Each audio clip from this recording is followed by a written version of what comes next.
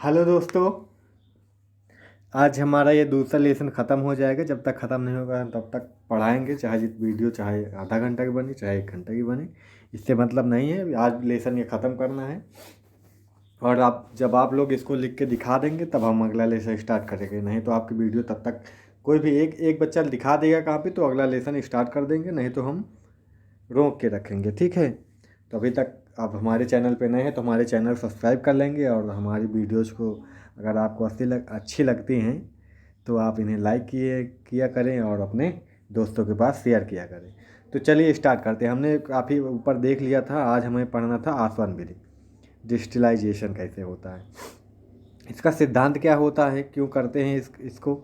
तो दो संघट जब दो कंपोनेंट के बीच एक का क्वथनांक दूसरे से कम होता है तो यह विधि दो या दो से अधिक घुलनशील द्रव को अलग करने के लिए प्रयोग की जाती है।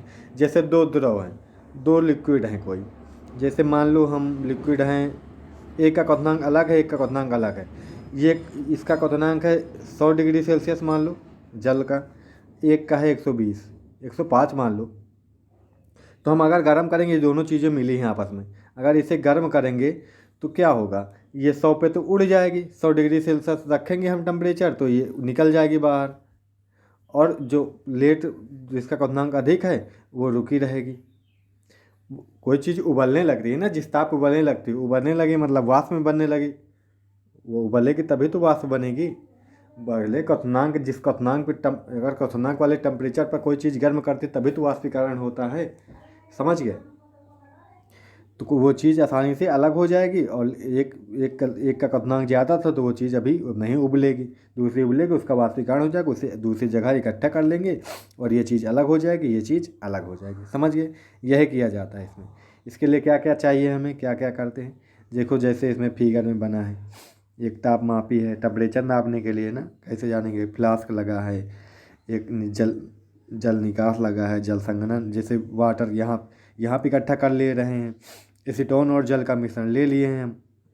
एसीटोन का क्वथनांक ज़्यादा है, जल का कम है, जल अलग हो जा रहा है इससे आसानी से, जल अलग इकट्ठा कर लिए, एसीटोन यहाँ पे बचेगा सिर्फ, वो अलग हो जाएगा। जब पानी और एसीटोन के मिश्रण को गर्म किया जाता है, क्योंकि एसीटोन का क्वथनांक क्या होता है, कम होता है, और जल का क्वथनांक क्या होता है, ज़्यादा होता है। ठीक है। क्वथनांक ज़्यादा होने से क्या मतलब है, ज़्यादा टेम्परेचर देना पड़ेगा तब वो बॉयल होगा। ठीक। बॉइलिंग पॉइंट बोलते हैं ना क्वथनांक को। यह गर्म होकर वाष्पित ट्यूब में चला जाता है जहां फिर द्रव बन जाता है। इस प्रकार एसीटोन बीकर में एकत्र हो जाता है जबकि पानी फ्लास्क में ही रह जाता है। यानी कि जब एसीटोन और पानी गर्म करते हैं तो एसीटोन जो है उसका क्वथनांक कम होता है तो वो गर्म होकर बीकर में चला जाता है वाष्प बन के, और जल जो है हमारा फ्लास्क में ही रह जाता है। ये होता है यहाँ पे। तो ये जल निकास इसलिए लिखे हैं वाटर वेव, इसे जल निकल सकता है, लिक्विड फॉर्म में ही तो एसीटोन निकलता है यहाँ पे, द्रव के रूप में ही तो। समझ में आ गई बात। चलो ठीक। नोट क्या है, नोट क्या है, इसे नोट क्या करना चाहिए इसमें, मतलब क्या सावधानी बरतना है क्या नहीं। अगर दो संघटों से ज़्यादा संघट एक ही द्रव में उपस्थित हों तब इस प्रभावी आसवन वित्त का तब हम प्रभावी आसवन वित्त का इस्तेमाल करते हैं, इसका नहीं करते फिर, ताकि सारे संघट अलग अलग हो सके। जैसे उदाहरण, हवा और पेट्रोलियम को अलग करने के लिए हम प्रभाजी आसवन अपनाते हैं।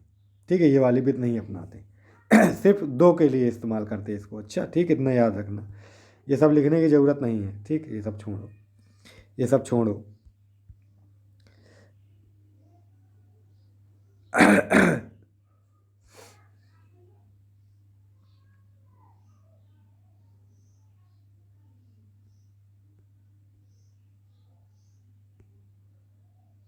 चलो अब हम देख लेते हैं प्रभाजी आसवन क्या है।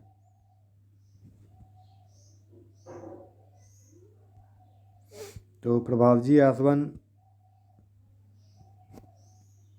कहाँ से, हेडिंग नहीं पड़ी यहाँ पे, कहाँ से डालेंगे हेडिंग, नोट्स गड़बड़ है क्या।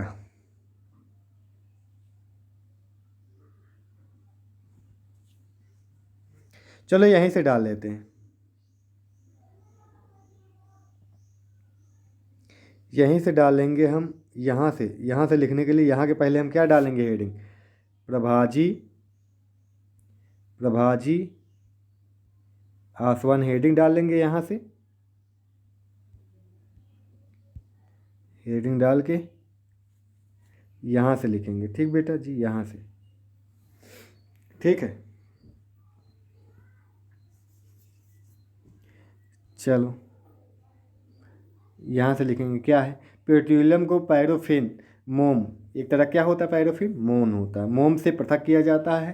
तेल, लुब्रिकेंट, डीजल, कैरोसिन, पेट्रोल तथा पेट्रोल गैस इस विधि द्वारा पृथक किए जा सकते हैं। जैसे हवा को इसमें इसके द्वारा पृथक कर सकते हैं इस विधि द्वारा। हवा जो होगी दाब बढ़ाकर वायु को संपूर्ण या ठंडा कराया जाता है, द्रवीय वायु में बदला जाता है, प्रभावी या कालम से गुजारा जाता है, ठीक है। अलग अलग चैम्बर होते हैं, इसमें अलग अलग टेम्परेचर पे होते हैं, ठीक है। ये वाला फिगर आप बना लेना, और फिगर जो बने हैं ये वाला भी बनाना फिगर, ये वाला फिगर भी बनाना है आपको, अच्छा बना लेना, अच्छा रहेगा। ये सब पड़ेगा 11 में फिर मिलेगा, अच्छा सब समझे।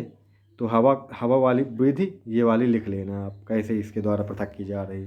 फिर विभिन्न ऊंचाइयों पर गैसों का अलग अलग जगह पे, जैसे BCD है ना, ABCD, अलग अलग टेम्परेचर पे अलग अलग गैस को पृथक करके इसके द्वारा, जो पेट्रोलियम पदार्थ होता है ना, पेट्रोल, डीजल, मिट्टी का तेल, ये सब भी इसके द्वारा ही पृथक किए जाते हैं। अब इसकी विशेषताएं क्या हैं, प्रभावी वास्तवन विधि की अनुप्रयोग या विशेषताएं। नंबर 1 क्या है, साधारण प्रभावी स्तंभ पर एक नली होती है जो शीशे के गुटकों से भारी होती है। ये गुटके वाष्प को ठंडा व संघनित होने के लिए सतह प्रदान करते हैं। तेल को शुद्ध करने वाली मशीन द्वारा क्रूड ऑयल अलग करते हैं ना, कार्बनिक रस को शुद्ध किया जाता है इसके द्वारा, और बहुत कुछ किया जाता है। लिख लेना आप 2-3 पॉइंट इसमें से, जैसे ऑक्सीजन एवं नाइट्रोजन तथा आर्गन को भी इसके द्वारा पृथक कर सकते हैं, मिले हैं तो, समझे। ये इसका फिगर ऐसे बना सकते हैं इसको, ठीक है। आप ये वाला चाहे तो ये वाला मत बनाना, आप बेटा ये वाला बना लेना, आसान सा है, कोई दिक्कत नहीं, चल जाएगा हम। चलो अगले विधि देख लेते हैं, क्रिस्टलीकरण। क्रिस्टलीकरण में कैसे करते हैं देख लेते हैं, क्रिस्टलाइजेशन कैसे होता है। इसका सिद्धांत क्या होता है, जब किसी मिश्रण में अशुद्धियों को दूर करने के लिए पहले किसी उपयुक्त विलयन में घोलना और क्रिस्टलीकरण द्वारा एक संगठन को पृथक करना होता है। जैसे कोई अशुद्धि हो, अशुद्धि को दूर करने के लिए पहले उसे विलयन में बनाओ, विलयन में घोला जाता है, फिर क्रिस्टलीकरण द्वारा किसी एक संगठन, किसी एक कंपोनेंट को अलग किया जाता है, तो हम क्रिस्टलीकरण का प्रयोग करते हैं। जैसे किसमें कर सकते हैं देखते हैं, उदाहरण के लिए जैसे कॉपर सल्फेट के क्रिस्टल को पहले सल्फ्यूरिक अम्ल में घोला जाता है। कॉपर सल्फेट है उसे कैसे किसमें घोलेंगे, सल्फ्यूरिक अम्ल में, फिर गर्म करके विलयन को पृथक करेंगे, फिर गर्म करेंगे और विलयन से क्या करेंगे, उसे पृथक कर लेंगे। जो विलयन बना था उसे पूरी रात रख कर छोड़ दिया जाता है, अतः केवल शुद्ध कॉपर सल्फेट के क्रिस्टल बनते हैं, समझे। जो विलयन बना था उसे पूरी रात के लिए छोड़ देंगे ऐसे ही, और फिर जो बचेगा वो क्या होगा, उसमें जो बनेंगे वो शुद्ध कॉपर क्रिस्टल बनते हैं फिर बाद में, ठीक है। जबकि अशुद्धियाँ सल्फ्यूरिक अम्ल में ही रह जाती है, जो अशुद्धियाँ होती सल्फ्यूरिक अम्ल रह जाती है, जो शुद्ध कॉपर होगा क्रिस्टल के रूप में बन जाता है, समझे। अब इस विलयन को छाड़ लेंगे, जो क्रिस्टल होंगे ऊपर रह जाएंगे, जो विलयन होगा नीचे चला जाएगा। क्रिस्टल मिल गया हमको कॉपर, शुद्ध कॉपर, ये कॉपर हमारी अलग हो गई, समझे। यही करते हैं, किस लिए उत्तम है ये, किस लिए बढ़िया है, किस इसके उपयोग क्या है। जैसे समुद्री पानी से नमक को साफ करना इसी विधि द्वारा, है ना। कॉपर सल्फेट फिटकरी इन सब से में अशुद्धियाँ विद्यमान होती हैं, इनको सब दुख शुद्ध करते हैं, ठीक है। चलो इतना लिख लेना आप, ये वाली चीज़ छोड़ो, समझ लेना क्या है ये। जल घर या निकाय में से जल को शुद्ध करना। जल को कैसे शुद्ध कर सकते हैं, जल शोधन यंत्र होते हैं, अशुद्ध पानी उसमें डाल देते हैं, और सादा टैंक होता है, सेमिटेशन टैंक होता है, भारी टैंक होता है, बारह टैंक जिसमें लोडिंग होती है, बहुत सारी प्रोसेस है, ठीक है, उसका पानी वानी फिल्टर करने, ठीक है। इसी सब तरीक़ों पर जो RO वगैरह होते हैं ना, यही सब तरीक़ों पर कार्य करते हैं वो सब, समझे। यही सब होता है उनमें। अब देख लेते हैं, ये लिखना है आपको, दोनों इसी तरह लिख लेना आप, दोनों तरफ पॉइंट बना के चार, ठीक है। भौतिक परिवर्तन क्या होते हैं, रासायनिक परिवर्तन में अंतर क्या है। जैसे भौतिक परिवर्तन उत्कमणीय होता है, ये अनुत्कमणीय होता है। उत्कमणीय मतलब कभी कभी ये भी हो जाता है अनुत्कमणीय, वैसे उत्कमणीय उत्कमणीय मतलब दोनों तरफ से हो सकता है। जैसे एक पदार्थ, जैसे पानी से हम बर्फ़ बना दिए, बर्फ़ से भी हम पानी बनाते हैं, दोनों तरफ से दोनों काम हो जाते हैं ना, ये क्या हुआ, उत्कमणीय हुआ। अनुत्कमणीय नहीं, अनुत्कमणीय क्या, जैसे कागज़ जला दी तो राख बन गई, दूसरा कोई पदार्थ बन गया, अब फिर उसको हम कागज़ बना देते राख से, नहीं होगा ना। तो किस तरह परिवर्तन हुआ, अनुत्क्रमणीय हुआ। जैसे भौतिक परिवर्तन के दौरान कोई नया पदार्थ नहीं बनता, इसमें कोई नया पदार्थ बन जाता है। बहुत कम मात्रा में ऊष्मा अथवा प्रकाश ऊर्जा ली जाती है, इसमें अधिक मात्रा में ऊष्मा प्रकाश ऊर्जा ली जाती है। जैसे बर्फ का पिघलना, लकड़ी का जलना, ये दोनों इसके उदाहरण हैं। अब तत्व क्या है, तत्व कितने प्रकार के हैं ये देख लेते हैं। तो देखो, तत्व को इंग्लिश क्या बोलते बेटा, एलिमेंट। क्या बोलते, एलिमेंट्स। एक शुद्ध पदार्थ जिसे ना तो साधारण पदार्थों में तोड़ा जा सकता है और ना ही किसी ज्ञात भौतिक व रासायनिक क्रिया द्वारा दो या साधारण पदार्थों से बनाया जा सके, उसे क्या कहते हैं, तत्व। जैसे लोहा का और किसी पदार्थ में तोड़ा जा सकता है, सोडियम का और किसी पदार्थ में तोड़ा जा सकता है, सोना का और किसी पदार्थ में तोड़ा जा सकता है। किसी भौतिक रासायनिक क्रिया द्वारा किसी और पदार्थ में तोड़ा बांटा जा सकता है उसे नहीं ना, तो ये क्या हुआ, ये तत्व हुआ। समझ गए, ऐसे नहीं तो ऐसे लिख लेंगे, सरल परिभाषा। ऐसा शुद्ध पदार्थ जिसे भौतिक तथा रासायनिक विधियों द्वारा अन्य पदार्थ में नहीं तोड़ा या बांटा जा सकता, तत्व कहलाता है। ठीक है। अब तत्व के प्रकार है, पहला धातु, अधातु, उपधातु, 3 प्रकार हैं। अब इन तीनों के बारे में ऐसे ही लिख लेना, चाहे तो हेडिंग बना लेना तो ये दोनों पॉइंट लिख लेना, फिर अधातु हेडिंग बनाना तो ये इसको लिखना, फिर उपधातु हेडिंग डालना तो इसको लिख लेना। ठीक है, समझ गए। अरे अंतर है, कई सारे पॉइंट है, सब चाहे जैसे लिख लेना, चाहे अंतर के टाइप इसी तरह लिख लेना जैसे लिखे, चाहे तो जैसे हेडिंग बना के लिख लेना। चलो हम समझा देते हैं। धातु में जैसे ये चमकदार होती हैं, देखो धातु हाथ काटो तो चमक रहती है ना उनमें, अधातु में नहीं रहती है। ऐसा तत्व जो धातु अधातु दोनों के बीच के गुणों को दर्शाता है, अधातु कहलाता है। इसका काम खत्म। अघात वर्ध होती है, तन्य होती है, अर्थात क्या हो, इनके खींच कर तार बनाए जा सकते हैं। जो तार होते धातु के बने होते, इनमें अघात वर्धता नहीं होती है, तन्य नहीं होते, ये भंगुर होते, इन्हें खींचेंगे टूट जाएंगे अधातु, इसलिए इनके तार नहीं बनाए थे। आगे सोनेरस होती हैं, अर्थात जब इनके मारा जाता तो ध्वनि उत्पन्न करती हैं। ये सोनेरस नहीं होती, इनमें ध्वनि नहीं आती। जैसे घंटी वंटी काहे बनी होती हैं, घंटा मंदिरों के सब काहे बने होते हैं, धातु के होते हैं ना, तभी तो आवाज़ करते हैं। ये ऊष्मा व विद्युत की क्या होती है, सुचालक, ये कुचालक। इनमें ऊष्मा व विद्युत बह सकती है। जैसे लोहा इधर गर्म को इधर भी धीरे धीरे गर्म हो जाएगा, यहाँ तार लगाओ इधर बिजली, यहाँ भी बिजली आ जाएगी, दोनों चीज़ काम हो सकते हैं ना। अधातु ले लो, अधातु सल्फर ले लो, हाँ सल्फर ले लो, होगा क्या इसमें ऐसा, अधातुओं में नहीं होता है ना। ऑक्सीजन ले लो, होगा क्या ऐसा, नहीं तो ऑक्सीजन होती तो वायुमंडल में ऑक्सीजन भरी भाई, यहाँ पे बिजली के तार लगाते, हवा तो भरी है पूरे वायुमंडल में, यहाँ करंट लगता हम यहाँ अपने घर में खुला तार छोड़ देते, वहाँ दूर खड़े आदमी को करंट लगता हवा से, ऐसा ना होता तो किया। चलो इसके उदाहरण जैसे सोना, लोहा है, ऑक्सीजन है, फास्फोरस है। इसके ये उपधातु के उदाहरण है बोरान, सिलिकॉन, जर्मेनियम। ठीक, समझ आ गया बेटा। अब देख लेते हैं मिश्रण तथा यौगिक में अंतर। मिश्रण तथा यौगिक में अंतर, लगभग हमारा लेसन पूरा होने वाला है, देख लेते हैं जल्दी जल्दी। अब मिश्रण तथा यौगिक में अंतर, मिश्रण और यौगिक ऐसे ही हेडिंग डाल लेंगे, बीच में लाइन खेल लेंगे, पॉइंट लिख लेंगे। जैसे तत्व या यौगिक केवल मिश्रण बनाने के लिए मिलते हैं, कोई नया पदार्थ नहीं। जब तत्व और यौगिक मिलते हैं तो क्या बनाते हैं, मिश्रण। एक पदार्थ क्रिया करके नए पदार्थ का निर्माण करता है तो क्या कहलाता है, यौगिक। अब इसमें किसी नए पदार्थ का निर्माण नहीं होता है, संगठनीय परिवर्तन होता है। इसमें क्या हो, नए पदार्थ का संगठन सदैव अस्थायी होता है और अपने द्रव्यमान के अनुसार एक निश्चित अनुपात में ही साथ मिलते हैं। समझे ना, समझ में आया होगा ये पदार्थ। इसमें संगठन परिवर्तनीय मतलब क्या हुआ, जो यौगिक है वो ऐसा ही रहेगा। समझे, मिश्रण मतलब जैसे H2O डाल दिया, H2O है इसमें। अब जैसे इसमें चीनी डाल दिया, ग्लूकोज डाल दिया, C6H12O6 डाल दिया, तो ये इसका जो अणसूत्र है, इसका जो संगठन है, ये यही रहेगा, ये बदलने वाला नहीं है। समझे, ये एक तरह क्या है, ये एक तरह की यौगिक नहीं, ये मिक्सचर है। इसमें 2 यौगिक डाले गए हैं, ये एक तरह का मिक्सचर तैयार हुआ। अच्छा, शरबत जैसे मिक्सचर है वो। अब इसमें क्या हुआ है, इसमें यौगिक जो तत्व आपस में तत्वों के परमाणु जो हैं उनके मिल के वो सभी क्या बनाते हैं, वो एक निश्चित अनुपात में एक संघट सदैव अस्थायी संघट होता है। जैसे H2O का है, H2O का इनका संघट अस्थायी होता है हमेशा, ये नहीं कि O2 हो जाएंगे, हाइड्रोजन 1 हो जाएगा। यौगिक में ऐसा नहीं होता है, H2O है तो H2O है एक, हमेशा H2O एक यौगिक है। समझे, C6H12O6 ग्लूकोज का है तो इतना ही रहेगा, ये नहीं कि OH11 हो जाएंगी या फिर जो कार्बन C है वो 7 हो जाएंगे, ऐसा नहीं होगा, समझे। इनका द्रव्यमान, इनकी संख्या सब फिक्स होगी, इनका संगठन हमेशा फिक्स होगा, अस्थायी होगा। चलो, मिश्रण में उपस्थित संगठन अपने गुण धर्मों को दर्शाते हैं। जो मिश्रण होते हैं उनके संगठन अपने गुण धर्मों को दर्शाते हैं। जैसे शरबत बनाया हमने, पानी अपना गुण दिखाएगा, चीनी अपना मिठास यहाँ पे छोड़ेगी। और यहाँ पे क्या होता है, जो नए पदार्थ होते हैं उनमें गुणधर्म पूरी तरह से भिन्न हो जाते हैं।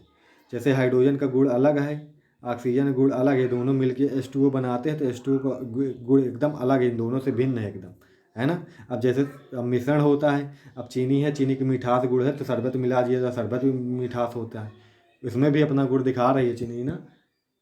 समझ आ गई बात। तो यानी कि ये मिश्रण है और H2O क्या है, यौगिक है। समझे बेटा। चलो, इन्हें भौतिक परिवर्तनों द्वारा आसानी से पृथक किया है। शरबत से चीनी और पानी निकाल सकते हैं ना।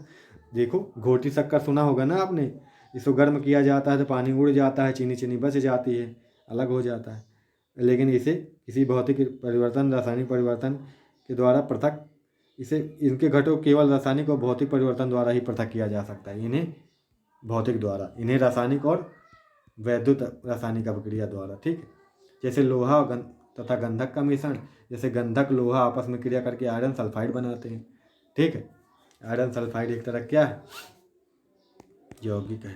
ये लोहा और गंधक का मिश्रण, ये क्या है, यौगिक है। शरबत भी ले सकते हैं यहाँ पे, ठीक। स्थिर अनुपात का नियम क्या होता है, लॉ ऑफ कांस्टेंट प्रोपोर्शनेशन क्या होता है। अब ये क्या होता है, रासायनिक यौगिक जो होते हैं द्रव्यमान के अनुसार सदैव समान अनुपात में परस्पर संयुक्त और समान तत्वों का बना होता है। जैसे H2O है, इनके बीच अनुपात कितना होता है, हाइड्रोजन और ऑक्सीजन के बीच 1:1। जैसे हाइड्रोजन के परमाणु क्रमांक कितना होता है, ऑक्सीजन कितना, हाइड्रोजन के 1 होता है, कितने हैं 2, और ऑक्सीजन कितना होता है 16, तो 2 का अनुपात 16 बना, तो इनका अनुपात साधारण करें तो 1:8 आएगा। यानी कि हाइड्रोजन और ऑक्सीजन के बीच कितना अनुपात होगा हमेशा H2O में, 1:8। यही चीज़ बताता है ये, मतलब इनका जो अनुपात होता है हमेशा स्थिर होता है, नियत होता है। ये नहीं कि अब चाहे जहाँ का H2O ले लो, इसमें 1:8 में ही हाइड्रोजन और ऑक्सीजन होगी ऐसा नहीं होगा कि 1:10 में हो जाए कहीं, समझे, ऐसा कहीं नहीं होगा। चाहे अफ्रीका का जल हो, चाहे इंग्लैंड का हो, चाहे जर्मनी को हो, चाहे फ्रांस का हो, चाहे जापान को, चाहे भारत को, ठीक है। हर सब जगह के जल में यही होगा, 1:8। अब द्रव्यमान संरक्षण के नियम क्या बोलता है, द्रव्यमान संरक्षण के नियम, लॉ ऑफ कंजर्वेशन क्या बोलता है, किसी भी रासायनिक अभिक्रिया में ना तो द्रव्यमान को बनाया जा सकता है और ना ही नष्ट किया जा सकता है। द्रव्यमान मतलब ये है, जितना द्रव्यमान होता है किसी अभिक्रिया में उतना ही उत्पाद बनता है, वो नष्ट बिल्कुल गायब नहीं होता है, ठीक है। इसीलिए किसी रासायनिक अभिक्रिया को बैलेंस करते हैं। रासायनिक अभिक्रिया को बैलेंस करने वाला वीडियो नहीं देखा तो आप देख सकते हैं, यूट्यूब पर मिल जाएगा, लिख देना अभिक्रिया कैसे संतुलित करे ज्ञानेंद्र यादव, वीडियो मिलेगा, मेरी फोटो लगे होगी, उसको देखना, ठीक है। अभिक्रिया कैसे संतुलित करें बाई ज्ञानेंद्र यादव, या फिर ऐसे डाल देना how to balance chemical equation by Gyanendra Yadav, video मिल जाएगा, समझे। तो रासायनिक अभिक्रिया कैसे संतुलित करके सीख लेंगे। इसीलिए रासायनिक अभिक्रिया संतुलित की जाए, क्योंकि जितना अभिकारक मिलाते हैं उतना ही उत्पाद बनना चाहिए, इसलिए इधर जो उतना होता है उधर इतना होना चाहिए, इसलिए बराबर करते दोनों तरफ, समझ गए। तो जितना द्रव्यमान है वो खत्म नहीं होता, ये कहता है द्रव्यमान संरक्षण का नियम, समझ गए। अब इसके आजकल बहुत सारा खोज ली गई हैं, बहुत सारी खोजें हो गई हैं, तो इसके अपवाद में मिल जाते हैं। कुछ द्रव्यमान ऊर्जा के रूप में निकल जाता है किसी अभिक्रिया में, तो कम भी पड़ जाता है, वो अलग मैटर है, ठीक है। ये बहुत पहले का नियम है, ठीक बेटा। तो ये लेसन आपका ख़त्म हुआ, इसे आप पढ़ेंगे, समझेंगे, सीखेंगे, ठीक। तो फिर क्या हो, चलो ठीक है, फिर अगले इसको दिखाओ आप लोग, इस वीडियो को शेयर करो, हमारे चैनल सब्सक्राइब करो नहीं किया है तो, और बेल आइकन दबा लेना ताकि आपको नई नई वीडियो मिलती रहे। और फिर ठीक है, फिर मिलेंगे नेक्स्ट वीडियो में। इसकी कॉपी आपको बना देनी, हमें दिखा देनी, तो अगला चैप्टर हम तीसरा शुरू कर देंगे, ठीक है। Thank you so much.